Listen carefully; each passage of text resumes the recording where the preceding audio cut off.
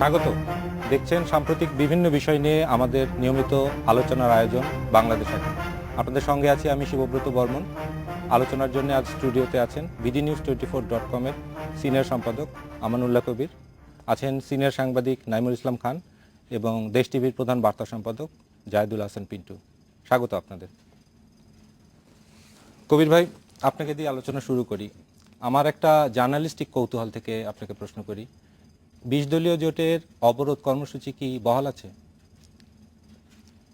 অবরোধ কর্মসূচি তারা প্রত্যাহার করে নাই, কিন্তু কার্যত নেই।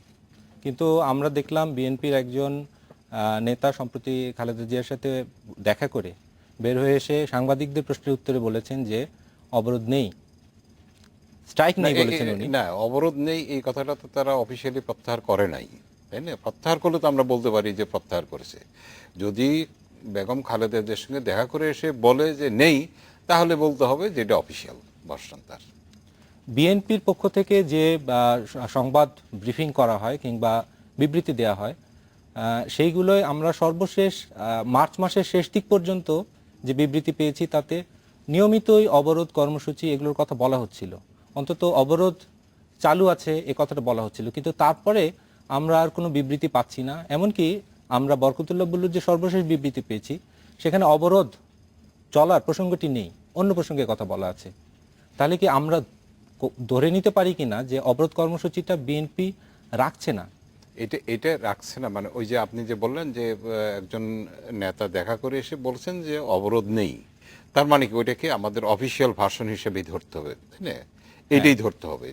এবং আমি মনে করি যে যদি আমি ওইটা শুনিনি নিজ কানে, আপনি যেহেতু শুনেছেন, সুতরাং আমি মনে করি যে অবরোধ নেই। আর অবরোধ মানে একটা খুব স্বাভাবিক ব্যাপার। আপনি যখন সিটি কর্পোরেশন নির্বাচনে অংশগ্রহণ করছে এবং তারা যখন অবরোধ শিথিল করেছে এই 3টে সিটিতে এবং হরতাল নেই, তখন কিন্তু এর ইম্প্যাক্টটা অন্য জায়গাও পড়ে গেছে, এটা অটোমেটিক্যালি কিন্তু অকার্যকর হয়ে গেছে। কিন্তু ২০ দলের পক্ষ থেকে আনুষ্ঠানিক একটা কোনো ঘোষণা থাকা উচিত বলে মনে করেন? সেটা হলো তাদের ব্যাপার, কিন্তু যদি বেগম খালেদাদের সঙ্গে দেখা করে এসে বলে তাহলে এটা অফিসিয়াল ভার্সন হিসেবেই ধরে নিতে হবে আমাদের।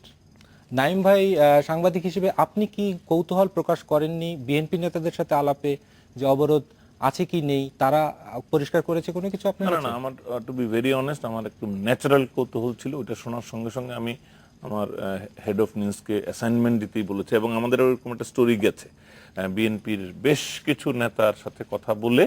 এটা খুবই মজার ব্যাপার আর কি, তারা মানে এটাকে এড়িয়ে গিয়ে জবাব দিয়েছেন, তারা কেউ জবাব দেন নাই। আমরা জমির উদ্দিন সরকারের কাছ থেকেই একমাত্র যতটুকু স্পষ্ট ধারণা পাওয়া সম্ভব একমাত্র উনি এই প্রসঙ্গটা নিয়ে কথা বলেছেন, আর কোন নেতা কিন্তু মানে জমির উদ্দিন সরকারের বক্তব্যের পরেও বিএনপির নেতারা এটাতে ধরা দেন নাই।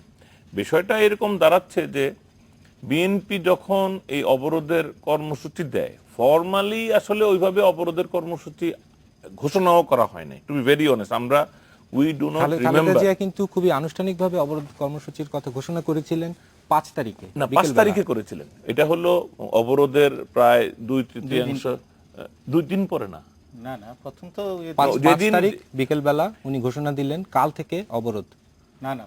জার্নালিস্টদের সামনে কথা না, জানুয়ারির সামনে এটা কি চলবেও বলে নাই। ৫ জানুয়ারির কথা বলছি।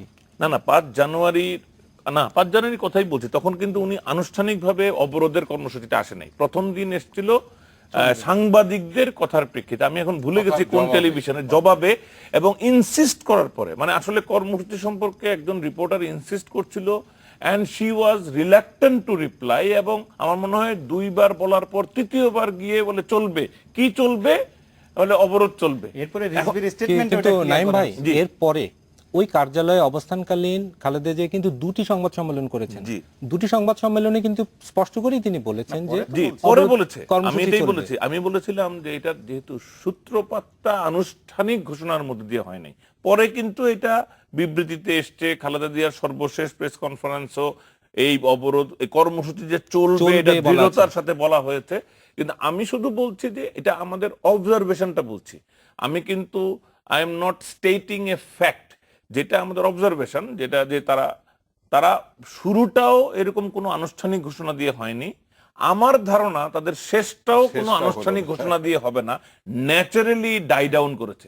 আমরা যদি অফিসিয়ালি ওদের কাছে নাও পাই, আমরা জানি যে কোনোভাবেই দেশের কোথাও অবরোধের লেশ মাত্র নেই, এবং তাদের ঘোষণাও নেই যে অবরোধের কি হচ্ছে পরিণতি। এটা হচ্ছে এই মুহূর্তের বাস্তবতা। এটাই আমাদের, আমরা যদি রিপোর্ট করি আমরা এটাই বলবো, আমরা কনক্লুড করতে পারবো না, আমরা বলতে পারবো না কিন্তু যে নাইম BNP ভাই, আপনি অবরোধ। যখন রিপোর্ট করবেন, রিপোর্ট লিখবেন, তখন বিএনপির এবারের অবরোধ কর্মসূচি কতদিন ধরে চললো এরকম একটা তথ্য তো আপনার আমি লাগবে। আপনাকে অনেস্টলি বলি, এই 97 আপনি এখন দিন। যে কিউরিওসিটিটা দেখাচ্ছেন, আমার কিন্তু ওই প্রশ্নটা তৈরি হয়েছিল এটাই, আমার সাথে আপনার মিলে যাচ্ছে। কারণ আমি সকালের মিটিং এটাই বলেছিলাম যে ভাই আমরা যখন স্টোরি লিখবো তোমরা তো দিতে পারবা যে এতদিন হরতাল হয়েছে, এখন এটা সম্ভব, হরতাল যেহেতু আর দিচ্ছে না, এটাও সম্ভব যে উনি কতদিন ওই বাড়িতে ছিলেন, সবকিছুর একটা সংখ্যা পাচ্ছে, কিন্তু অবরোধের সংখ্যা তো আমরা সীমিত করতে পারছি না কোনোভাবেই। এখন অবরোধটা আমরা কতদিন, হিস্ট্রিতে কি লেখা থাকবে, আমাদের যে রানিং হিস্ট্রি নিউজ পেপারে তো এরকম কোনো আমি ফিগার দিতে আমি পারছি আমি না। গুনে দেখেছি 13 তারিখ, হ্যাঁ। যখন জমিরুদ্দিন সরকার বলছেন যে অবরোধ নেই, স্ট্রাইক নেই, কথাটি উনি strike নেই বলেছেন, বলেছেন। আমি গুনে দেখছি সে 97 দিন। 97 কিন্তু আমি তো গুনতে পাচ্ছি না যে না, না, গুনতে- 97তম দিনে শেষ হয়ে গেল। Officially আপনি গুনতে যদি পারছি না। বেগম খালেদা জিয়ার সঙ্গে কে দেখা করে, জমিরুদ্দিন জমিরুদ্দিন সরকার। জমিরুদ্দিন সরকার সাহেব যদি বলে থাকে খালেদা জিয়ার সঙ্গে দেখা করে যে অবরোধ নেই, তাহলে ওইটি অফিসিয়াল। না, অবরোধ বলে নাই কিন্তু, না, উনি উনি ইংরেজি যেমন বলেছে আপনি strike নেই। সাংবাদিকরা জিজ্ঞাসা Strike করেছেন নেই। তাকে যে অবরোধ চালু আছে কিনা, উনি অবরোধ শব্দটা বলেন, উনি বলেছেন আপনারা তো দেশে এখন বুঝতেই strike পাচ্ছেন, নেই, হ্যাঁ। বলার অপেক্ষা রাখে না, দেশে কোনো স্ট্রাইক নেই, নেই। বাকিটা আপনারা বুঝে বুঝে দেখেন। নেবেন। কিন্তু সাংবাদিকরা আমরা কিন্তু বুঝে দেখতে ঠিকই পারলাম আছে, না। সেটা এটা সন্দেহ মধ্যে রয়েই গেছে। আমার মনে হয় তারা এটা অফিসিয়ালি করতে চাচ্ছে না, এটা তাদের, এটার সাথে তাদের আসলে এটা একটু তো আরো খারাপ। বিড়ম্বনার ব্যাপারও আছে, তারা বিব্রতকরও, কিন্তু তারা বিব্রতকর পরিস্থিতিটা এড়াতে চাইছে। ইতিহাসে কি লেখা হবে, ইতিহাসে এটা এক বাক্যে লেখা যাবে না, এটার জন্য একটা রচনা লিখতে হবে, শাক দিয়ে কি মাছ দেখা টু যাবে? অ্যাকচুয়ালি ডেসক্রাইব যেটা কখন শুরু হয়েছিল কখন শেষ হয়েছিল, এটা এক বাক্যে লেখার সুযোগ থাকে এই শাক দিয়ে জাহিদুল মাছ জাহিদুল ঢাকা হাসান যাবে? পিন্টু, আপনাকে শাক দিয়ে মাছ ঢাকা যাবে? না, ঢাকা যাবে না, কিন্তু আপাতত সময়টা পার করা যাবে, তাদের এখন এই সময়টা পার করা পিন্টু দরকার। ভাই, আমি যেটা জানতে চাই আপনার কাছে, যদি ব্যাপারটা এমন হয় যে বিএনপি আসলে অবরোধ কর্মসূচি আর বহাল রাখতে চায় না, নিজেরা ঘোষণাও দিতে চায় না, সেক্ষেত্রে এটা কি আন্দোলনের এক ধরনের পরিসমাপ্তি হয়ে গেছে বলে আমরা ধরে নেব? আপাতত, মানে এটা আপাতত পরিসমাপ্তি বলা যাবে, এটা পরিসমাপ্তি না, আপাতত স্থগিত বলতে হবে। স্থগিত না, ওরা কিন্তু বলছে আন্দোলন এখন আন্দোলনের না, অংশ আন্দোলনের হিসেবেই অংশ নির্বাচনে হিসেবে না, অংশগ্রহণ এটা করছে। আমাদের ধরেন আন্দোলনের political রূপ change rhetoric, করছে, হ্যাঁ, rhetoric, হ্যাঁ। হ্যাঁ, এটা বলে থাকে। হ্যাঁ। তো যে বিষয়টা আসছিল, এটা আমার মনে হয় এটার একটা রিপ্লাই পাওয়া যাবে, কারণ জার্নালিস্টরা বা রিপোর্টাররা তো বসে থাকবে না, কোনো না কোনো সময় এই তথ্যটা তো তার কাছ থেকে বের করবে। কিন্তু এটা আনুষ্ঠানিকভাবে পাবো কিনা আমরা? এটা আমি বলি, আজকে জিজ্ঞেস করা যায়, সরাসরি আজকেও আমি জিজ্ঞেস আমাদের করলেই হবে। রিপোর্টারকে যখন জিজ্ঞেস করলাম অবরোধটাকে অফিসিয়ালি প্রত্যাহার করা হইলো কিনা, সে যোগাযোগ করছে আপনার রিপোর্টারের মতো, তাকে ধরা দেয় ধরা দেয় না। তাকে কিন্তু বলছে আজকে সন্ধ্যায় বলবে। এখন খুব সম্ভবত প্রেস ক্লাবে যে অনুষ্ঠানটা হচ্ছে ওখান থেকে হয়তো একটা ঘোষণা হয়তো আসতে আসতে পারে। পারে, যদি কবির ভাই, রিপোর্টাররা বারবার প্রেস করে। আমি যেটা জানতে চাই, আমার কৌতূহল জানার, যে নির্বাচনের আওয়াজ যখন আসছিল তখন কিন্তু, কিংবা নির্বাচনের তফসিল যখন ঘোষণা হচ্ছিল, তখন কিন্তু বলা হচ্ছিল যে এটা বিএনপির এই আন্দোলন থেকে বেরিয়ে আসার একটা এক্সিট রুট হতে পারে। এটা অলরেডি এক্সিট রুট হয়ে গেছে কিনা আমি এটা আপনাকে প্রশ্ন রাখবো, কিন্তু জবাবটা আমি নেব একটা ব্রেকের পরে।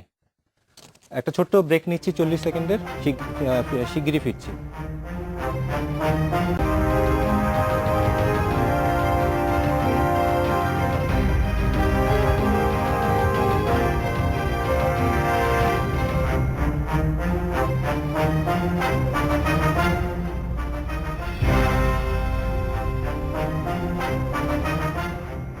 বিরতির পর ফিরে এলাম, দেখছেন বাংলাদেশ এখন।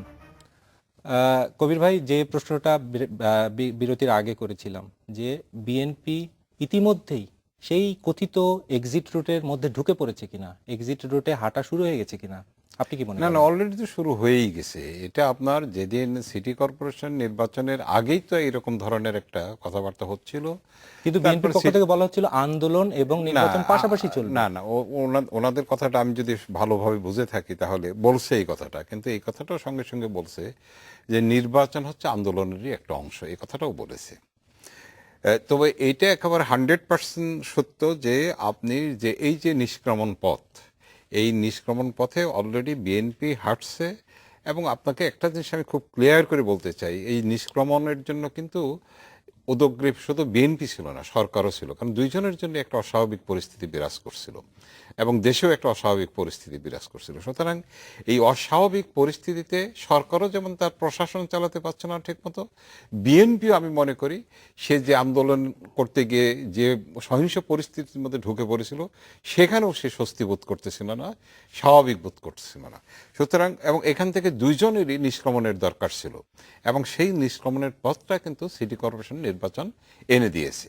সুতরাং এখানে নিষ্ক্রমণ যখনই তারা পার্টিসিপেট করার ঘোষণা দিয়েছে তখনই বলতে হবে তারা নিষ্ক্রমণের পথে হাঁটছে এবং নিষ্ক্রমণের পথে এখন বের হয়ে যাওয়ার উপক্রম হয়েছে আর কি।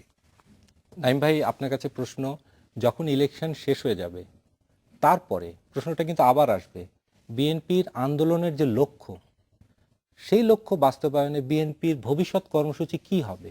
আন্দোলন কি তখন আবার নতুন করে শুরু হবে, না নতুন কোনো পথ বেছে নিতে হবে? আমার মনে হয় তারা আন্দোলন বা এক ধরনের কর্মসূচি তাদের তো রাখবেই, কিন্তু আমার যেটা স্পেশালি মনে হয় যে আন্দোলনের যে সহিংসতার দিকটা ছিল, সম্ভবত তারা কিছুটা এটা রিভিউ করবে যে এটা দিয়ে তাদের লাভ হয়েছে কতখানি। আসলে লাভ হয় নাই, বরং আপনি যেটা বলছেন লক্ষ্যটাই তাদের এখন রিভাইজ করতে হচ্ছে। তারা যেরকম করে বলতো, দেখেন আন্দোলনের ভিতরেও তারা যে একেবারে তত্ত্বাবধায়ক সরকার, নিরপেক্ষ সরকার, এগুলি থেকেও ধীরে ধীরে সরে যাওয়ার ইন্ডিকেশন দেখাচ্ছে। ইন্ডিকেশন, আমি একদম অফিসিয়ালি যে তারা বলে ফেলেছে এরকম শব্দগুলোকে আপনি ইন্ডিকেশন বলবেন? ইন্ডিকেশন বলছি, আপনি যদি খেয়াল করেন খালেদা জিয়ার সর্বশেষ বক্তব্য রিটেন অংশে এমনকি তার বলার মধ্যেও তত্ত্বাবধায়ক সরকার শব্দটা ব্যবহারই করা একবার হয়নি। ব্যবহার হয়েছে নঈম ভাই, আমি দেখেছি। না, আমি বলি যে ওই বক্তব্যটার মধ্যে তত্ত্বাবধায়ক সরকারের দাবির কথা বলা হয়নি। হ্যাঁ, তাদের দাবির একটা অংশে নাই। হ্যাঁ, দাবির অংশে নাই, এটা হলো তাদের আন্দোলনের বর্ণনায় আছে। হ্যাঁ। কিন্তু আমি বলছি যে এইভাবে তারা চেঞ্জ করছে সম্ভবত তাদের পজিশনটা, এমনকি যে ইমিডিয়েটলি যে নির্বাচনের দাবি, এইটার ব্যাপারেও তারা যে দৃঢ়তা বা দেখাতো, এই জায়গাটাতেও আমার মনে হয় একটা পরিবর্তন আসবে, মানে এখানে ফ্লেক্সিবিলিটিটা বাড়বে। আমরা যতটা ধারণা করছিলাম যে দ্রুত, প্রথমে তো 5 জানুয়ারির নির্বাচনের পর অ্যাকচুয়ালি যে 3 মাসের মধ্যে নির্বাচনের দাবি বিএনপির চাইতে বেশি এগিয়ে ছিল পশ্চিমারা, এখন সকলের দিকেই। এবং বিএনপি এটা রিয়েলাইজ করেছে যে আন্তর্জাতিক মহলেরও যে সমর্থনের আশা তারা করে, তারাও কিন্তু এই সহিংসতার কারণে বিএনপিকে যতটা সমর্থন দেওয়ার আশা তারা করে, তারা একেবারেই পারে নাই। কারণ তারা এক মুখে যদি বলে বিএনপিকে রাজনৈতিক চর্চা করার স্পেস দাও, অন্য মুখে আবার একই সঙ্গে বলে যে সহিংসতা কোনোভাবেই গ্রহণযোগ্য নয়, সহিংসতা দমনের জন্য সরকারকেও তারা সমর্থন জানায়। সুতরাং বিএনপি অ্যাচিভ করতে পারে নাই, ওই আগের অবস্থাতেই থেকে গেছে, কিংবা আমি বলবো অ্যাকচুয়ালি পিছিয়েছে। আর আমি কবির ভাইয়ের সাথে একমত যে এক্সিটটা মানে দুই পক্ষের জন্যই এক্সিট, আসলে দুই পক্ষই এই পরিস্থিতি থেকে পরিত্রাণ চায়। তবে একটা জায়গাতে আমি একটু আমি রাজনৈতিক নেতৃত্বকে কৃতিত্ব দিতে চাই, যে আমরা যে বলি নির্বাচনটা আমাদের জন্য একটা পথ এনে দিল এক্সিটের,